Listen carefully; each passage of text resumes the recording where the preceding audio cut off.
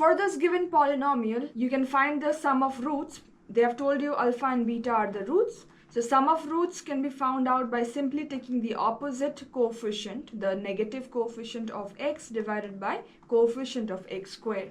Similarly, you can find out the product of terms. Product of terms here will be obtained by simply taking the constant term, the way it is, divided by the coefficient of x squared. Now, you see, they are asking you to find the value of alpha by beta plus beta by alpha. What does that mean? It's a sum of two fractions. So I have to simplify it. How will you simplify? By making the denominator common. When you do so, you might want to multiply the first fraction by alpha and the second one by beta. If you will do so, then your common denominator becomes alpha beta and your top part becomes alpha squared plus beta squared. Now, I've already told you alpha squared plus beta squared can be represented as the sum of the two whole squared minus twice the product of the two. When you divide that, and finally when you want to get the answer, this is when you get the answer as alpha plus beta the whole square. We got the value of alpha plus beta. Alpha plus beta is negative 1 by 6. So negative 1 by 6 whole squared. To that, I'm taking the product of alpha beta, which is minus 2 by 6 simplified to minus 1 upon 3.